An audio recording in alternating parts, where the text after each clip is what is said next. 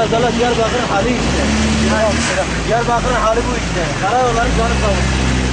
Bu kadar olmaz da ya. Bu yetkili yok mu ya buraya bir yer ata ya? Ya vallahi billahi hatırası için ya. Ne araba kaldı, ne biz kaldı, ne insan kaldı bu arabaların içinde. Araba. Abi canım ya araba ama zararsız olur mu ya? Bu yolda insan yürüdü mü insan zarar görüyor. Yolda zaten sürüyorsunuz abi ya. Baksana sabah arabalar gidemiyor ya. Baksana bu yol mu ya?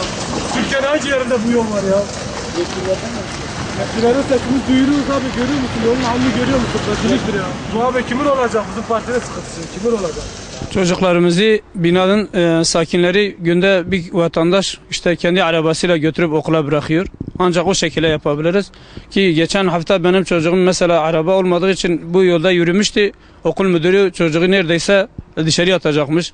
Yani üstü başı çamur içinde demiş böyle öğrenci olamaz, ben seni içeri alamam bu şekilde. Hakikaten yetkililerin bu yolları görmeleri, ondan sonra bu yollarda eğer gerçekten insan olarak kendileri de bir gün burada oturmak isteseler ya da mecbur kalsalar, bunda da yani oturabilecek bir şeyse bizim diyecek bir şeyimiz yoktur. Fakat maalesef yani onların ben zannetmiyorum böyle bir güne dahi burada tahammül edilecekleri bir durum vardır. Buyurun. Nasıl, Yani ne tür şikayetler? Biz buranın yabancısıyız, Adanalıyız. İş yapıyoruz da burada, yani ben hayatımda böyle bir yol görmedim ya. Çok kötü, arabam mahvoldu benim burada. Evet, yollarda çok çukur var, çamurlu. İşlerimizi aksatıyor. Yani bir an önce yapılmasını talep ediyoruz.